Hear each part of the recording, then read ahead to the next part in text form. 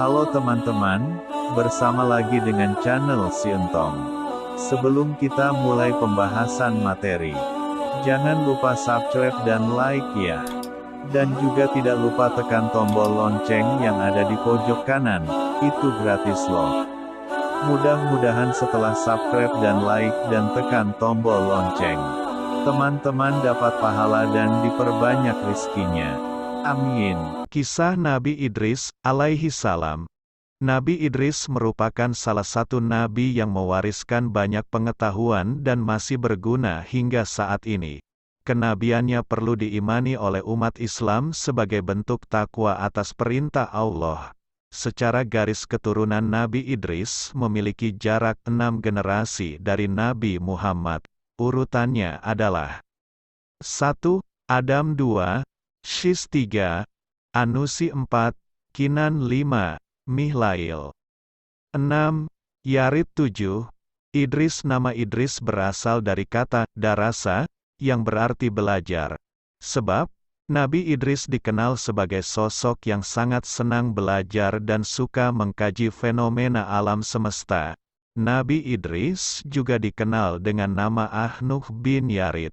Dia dilahirkan dari seorang perempuan bernama Iklimah. Selama 345 tahun Nabi Idris hidup di dunia.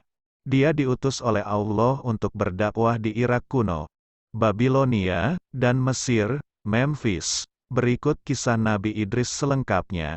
Nabi Idris adalah manusia pertama yang menerima wahyu lewat malaikat Jibril ketika dirinya menginjak usia 82 tahun.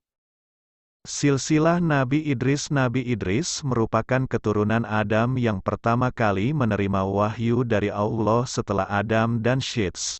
Hal itu tertera dalam Quran Surat Maryam ayat 56 sampai dengan 57. Dan ceritakanlah, hai Muhammad, kepada mereka, kisah Idris, yang tersebut di dalam Al-Quran. Sesungguhnya ia adalah seorang yang sangat membenarkan dan seorang nabi, dan kami telah mengangkatnya ke martabat yang tinggi. Namun demikian, ada beberapa perbedaan pendapat mengenai riwayat Nabi Idris, apakah dia hidup sebelum Nabi Nuh ataukah sesudahnya. Ilmuwan seperti Ibnu Katsir, At-Tabari, Ibnu Ishaq, Ibnu Jarir, Asy-Syaukani, hingga As-Suyuti menjelaskan bahwa Nabi Idris hidup sebelum Nabi Nuh. Hal itu berdasarkan nasab bahwa nama asli Nabi Idris adalah Konuh yang merupakan nenek moyang Nabi Nuh. Hal itu juga diperkuat dengan Quran Surat Maryam ayat 58. Mereka itulah orang-orang yang Allah telah beri nikmat, yaitu kalangan para nabi dari keturunan Adam, dan dari orang yang kami angkat bersama Nuh dari keturunan Ibrahim dan Israel, dan dari orang-orang yang kami beri petunjuk dan telah kami pilih. Apabila dibacakan ayat-ayat Allah yang Maha Pemurah kepada mereka, maka mereka menyangka dengan bersujud dan menangis. Ayat tersebut mengisahkan silsilah keturunannya. Nabi Idris termasuk keturunan Nabi Adam, tidak ikut bersama Nabi Nuh dalam perahu. Dengan demikian, Nabi Idris urutannya sebelum Nabi Nuh. Nabi Idris berdakwah di Babilonia hingga Mesir pada mulanya. Nabi Idris diutus oleh Allah untuk menyebarkan agama di Babilonia, Irak kuno. Nabi Idris sendiri merupakan sosok yang rajin beribadah dan beramal salih seperti halnya yang diceritakan dalam buku Nabi Idris. Namun, akhirnya dia berhijrah ke Mesir lantaran penduduk Babilonia tidak bisa menerima apa yang diajarkan Nabi Idris. Dalam kehidupan sehari-hari, Nabi Idris dikenal sebagai orang yang gemar bertasbih kepada Allah. Dia juga selalu melakukan perbuatan baik seperti belajar, menulis, dan menjahit. Keterampilan-keterampilan itu perlahan-lahan dia ajarkan kepada kaumnya. Nabi Idris bergelar singa Allah. Selain baik budinya, Nabi Idris juga dikenal sebagai pribadi yang tidak pernah merasa takut ketika berhadapan dengan umatnya yang kafir. Oleh karena itu, Dia digelari singa Allah. Nabi Idris juga dikenal sebagai sosok pemaaf dan tidak pernah sombong. Bahkan, Allah memberinya gelar Asadul Usud, karena tidak pernah berputus asa ketika Allah memerintahkannya untuk menyebarkan agama. Pesan-pesan Nabi Idris kepada umat manusia sebelum meninggal dunia. Nabi Idris meninggalkan banyak pesan kepada umat manusia. Pesan-pesan tersebut berisi ajaran-ajaran agar manusia dapat hidup lebih baik, di antaranya salat jenazah sebagai bentuk penghormatan, karena pemberi syafaat hanyalah Allah sesuai amal dan perbuatan. Dia juga mengingatkan kaumnya bahwa sebesar apapun rasa syukur yang kita ucapkan tidak akan mampu menandingi nikmat Allah yang telah diberikan. Selain itu, Nabi Idris juga mengingatkan umat manusia untuk selalu menyambut seruan Allah secara ikhlas untuk salat, puasa, menaati semua perintahnya, serta menjauhi larangannya. Kemudian, umat manusia juga diminta untuk menghindari hasad atau dengki kepada sesama manusia yang mendapat rezeki. Nabi Idris juga mengingatkan bahwa kegiatan menumpuk harta sama sekali tidak bermanfaat bagi diri sendiri, kecuali membagikan harta tersebut kepada orang yang membutuhkan. Terakhir, kehidupan hendaknya dijalani dengan penuh hikmah dan kebajikan. Nabi Idris dikenal cerdas dan berpengetahuan luas. Nabi Idris merupakan manusia pertama yang bisa membaca dan menulis. Hal itu dijelaskan dalam Quran Surat Al-Alaq, ayat 4 dan 5. Surat tersebut mengisahkan Nabi Idris adalah manusia pertama yang mengajarkan cara menulis dan membaca kepada umat manusia. Allah memberikan banyak ilmu pengetahuan yang berlimpah. Selain membaca dan menulis, Nabi Idris juga pandai merawat kuda, paham ilmu falak atau perbintangan hingga pandai matematika atau ilmu berhitung. Karena mukjizat yang diberikan Allah itulah Nabi Idris dikenal sebagai sosok yang cerdas, pandai, dan bijaksana. Nabi Idris pandai ilmu perbintangan. Pengetahuan Nabi Idris sangat luas karena dia rajin mengkaji dan mempelajari banyak hal, termasuk segala hal yang diajarkan Allah kepada Nabi Adam. Selain itu, Nabi Idris juga sangat tertarik dengan fenomena-fenomena alam yang terjadi di muka bumi. Oleh sebab itulah, banyak yang bertanya kepadanya apabila terjadi fenomena alam tertentu. Nabi Idris sering menjadi rujukan terhadap suatu permasalahan. Nabi Idris dikenal sebagai ahli perbintangan. Dia adalah orang yang pertama kali memanfaatkan rasi bintang sebagai penunjuk arah, waktu yang tepat untuk bercocok tanam, hingga memperkirakan kondisi cuaca. Nabi Idris juga memiliki keterkaitan dengan bangsa Sumeria, sebab beberapa penelitian membuktikan bangsa Sumeria juga mempelajari ilmu perbintangan untuk mengetahui waktu bercocok tanam yang baik. Misalnya, rasi bintang Taurus yang dipercaya sebagai masa awal musim semi dan cocok untuk menanam, sementara rasi bintang Virgo digunakan sebagai waktu yang tepat untuk melakukan panen. Nabi Idris jadi manusia pertama yang bisa membuat pakaian. Sebelum Nabi Idris terlahir di dunia, manusia sebelumnya terbiasa membuat dan memakai kulit binatang sebagai pakaian. Nabi Idris diberikan Allah mukjizat berupa orang pertama yang bisa menjahit kulit binatang menjadi baju layak pakai. Saat ada waktu luang, Nabi Ibrahim menjahit pakaian lalu diberikan kepada kaum fakir miskin. Nabi Idris jadi manusia pertama yang bisa menulis. Nabi Idris juga dikenal sebagai manusia pertama yang bisa menulis menggunakan pena. Bahkan, para ilmuwan pernah menemukan beberapa potongan naskah kuno yang diklaim berkaitan dengan Nabi Idris. Naskah itu bernama Kitab Henoh. Salah satu kisah dalam kitab itu adalah tentang peradaban tertua di bumi Lemuria, Atlantis yang hilang di telan bumi. Selain itu, prediksi tentang banjir besar yang akan terjadi di muka bumi. Para ilmuwan itu menduga kitab Henoh tersebut ditulis oleh Nabi Idris. Kisah Nabi Idris merasakan mati dan hidup lagi. Pada suatu malam, Nabi Idris kedatangan tamu seorang pria. Dia membawa sangat banyak buah-buahan. Nabi Idris tidak sadar.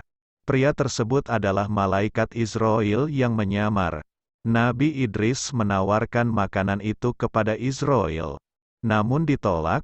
Pada akhirnya, mereka berbincang-bincang dan berjalan-jalan melihat pemandangan sekitar.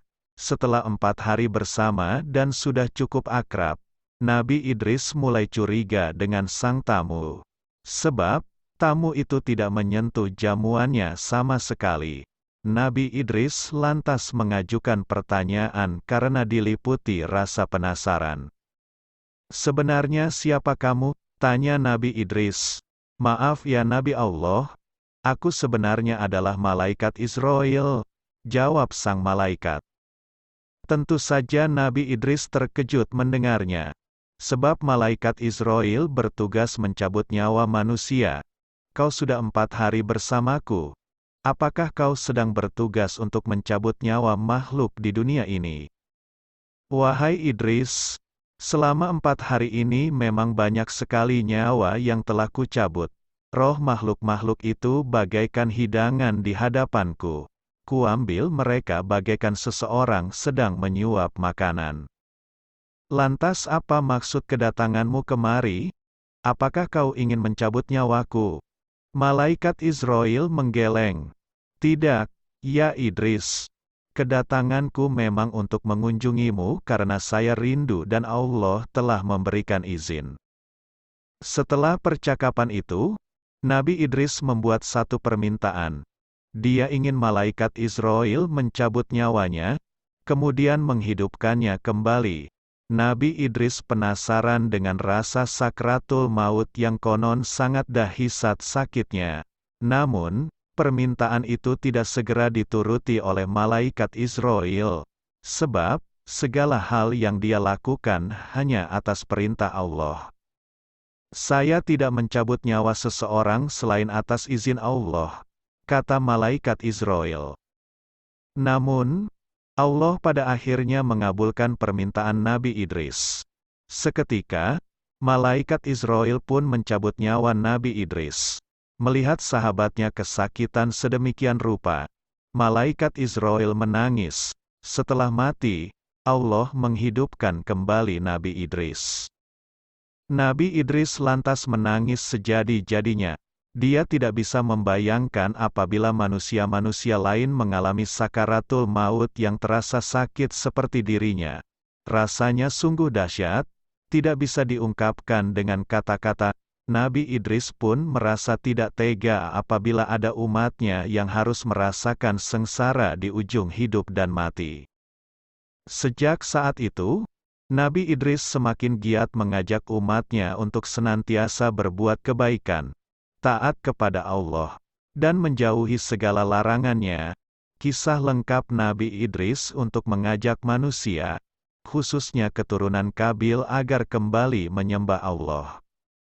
Kisah perjalanan Nabi Idris melihat surga dan neraka. Suatu ketika, Nabi Idris dan malaikat Israel tengah beribadah bersama.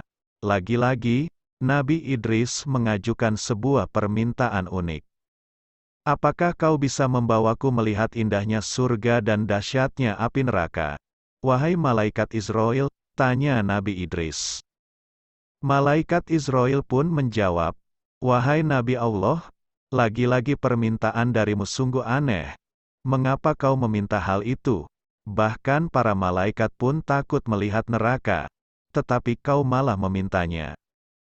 Nabi Idris menjawab, "Jujur saja, aku takut sekali dengan azab Allah itu. Semoga iman dan takwaku kian bertambah setelah melihat neraka." Nabi Idris pingsan setelah melihat dahsyatnya api neraka. Malaikat Israel lantas meminta izin kepada Allah untuk membawa Nabi Idris ke neraka. Permintaan itu pun dikabulkan oleh Allah. Mereka lalu pergi untuk melihat neraka. Saat hampir dekat lokasi, Nabi Idris langsung pingsan, sebab dia melihat malaikat penjaga neraka yang sangat menakutkan. Ia menyeret dan menyiksa manusia-manusia yang mendurhakai Allah semasa hidup di dunia. Rupa-rupanya Nabi Idris tidak sanggup menyaksikan berbagai siksaan yang sungguh mengerikan itu. Seumur hidupnya, tidak ada pemandangan yang lebih mengerikan dibandingkan dengan dahsyatnya api neraka. Api berkobar-kobar, bunyi yang bermuruh menakutkan dan hal-hal yang mengerikan lainnya. Dia tak bisa membayangkan apabila hal itu menimpa umatnya kelak. Dia pun ingin semakin giat berdakwah agar tidak ada umatnya yang tersesat dari jalan Allah dan berakhir termakan api neraka. Nabi Idris pun lantas meninggalkan neraka dengan tubuh lemas dan penuh rasa takut. Bayangan api neraka dan segala siksaan di dalamnya masih menghantui dirinya. Kisah Nabi Idris takjub dengan pesona surga selanjutnya. Malaikat Israel mengantarkan Nabi Idris ke surga. Di sana, Nabi Idris juga nyaris pingsan. Namun, dia pingsan bukan karena takut atau melihat hal yang menakutkan. Sebaliknya, dia sangat takjub dan terpesona dengan segala keindahan yang tampak di depan matanya. Nabi Idris melihat sungai-sungai yang airnya begitu bening seperti kaca. Sementara itu, di pinggir sungai terdapat pohon-pohon yang bagian batangnya terbuat dari perak dan emas. Dia juga melihat istana-istana untuk para penghuni surga. Sepanjang mata memandang ada pohon yang menghasilkan buah-buahan yang begitu segar, ranum dan harum. Setelah puas berkeliling, malaikat Israel mengajak Nabi Idris pulang ke bumi. Namun, Nabi Idris enggan pulang. Dia terlena dan ingin tetap berada di surga. Malaikat Israel lantas memperingatkannya, "Kamu boleh tinggal di sini setelah kiamat nanti, setelah semua amal ibadah dihisap oleh Allah SWT, barulah kamu bisa menghuni surga bersama para nabi dan orang beriman lainnya." Nabi Idris pun mengangguk, "Aku akan terus beribadah kepada Allah hingga hari kiamat tiba." Kematian Nabi Idris, ada banyak pendapat terkait akhir hayat Nabi Idris. Dalam tafsir Ibnu Katsir, dituliskan pendapat Ibnu Jarir tentang Ka'b yang menceritakan proses kematian Nabi Idris. Ka'b berkata Allah SWT telah mewahyukan kepada Idris akan mengangkat amal bagi Idris setiap harinya sebanding dengan semua amal anak-anak Adam. Kemudian, datanglah seorang malaikat kepadanya. Idris lantas meminta agar ajalnya ditangguhkan. Mendengar itu, Idris menginginkan amalnya terus bertambah. Kemudian datang seorang malaikat yang terdekat dengannya. Idris berkata kepada malaikat itu, "Sesungguhnya Allah telah mewahyukan anu dan anu kepadaku. Maka bicaralah kamu kepada malaikat maut agar sudilah dia menangguhkan ajalku supaya amalku makin bertambah." Malaikat itu akhirnya membawa Nabi Idris di antara kedua sayapnya, kemudian naik ke langit. Sesampainya di langit keempat, malaikat Israel berjumpa dengannya. Malaikat yang membawa Nabi Idris mengemukakan pesan dari Nabi Idris. Malaikat Israel bertanya, "Sekarang Nabi Idris di mana?" Dijawablah oleh malaikat itu, "Dia ada di pundakku." Terjawab sudah rasa heran malaikat Israel. Sebab, mulanya dia ditugaskan mencabut nyawa Nabi Idris di langit keempat, padahal yang dia tahu Nabi Idris ada di bumi. Ternyata, Nabi Idris telah dibawa lebih dulu oleh malaikat lainnya. Pada akhirnya, Nabi Idris dicabut nyawanya di langit keempat. Berdasarkan tafsir Ibnu Katsir, cerita tersebut adalah salah bagian dari Kabul Ahbar, yang dikutipnya dari kisah-kisah Israiliyat. Namun, dalam cerita tersebut sebagian terkandung hal yang tidak bisa diterima. Ibnu Katsir pun menyebutkan bahwa hanya Allah yang mengetahui segala kebenarannya. Kesimpulan kisah Nabi Idris itulah sepenggal kisah dari Nabi Idris dengan segala keteguhannya untuk berdakwah menyebarkan agama Allah. Nabi Idris adalah nabi yang terkenal akan kecerdasannya dalam membaca ilmu perbintangan, orang pertama yang bisa membuat baju dan menjahit pakaian. Mukjizat lain yang diberikan Allah untuk Nabi Idris adalah bisa perjalanannya ke surga dan neraka. Begitu terpesonanya Nabi Idris saat melihat surga dan pingsan tatkala melihat dahsyatnya api neraka. Semoga kita bisa mengambil hikmah atas keteladanan Nabi Idris dan mengamalkan dalam kehidupan sehari-hari. Semoga bermanfaat. Amin. Demikianlah sejarah singkat Nabi Idris alaihi salam. Mudah-mudahan bermanfaat bagi yang mendengarkan channel Entong ini. Ditutup akhirul kalam. Assalamualaikum warahmatullahi wabarakatuh.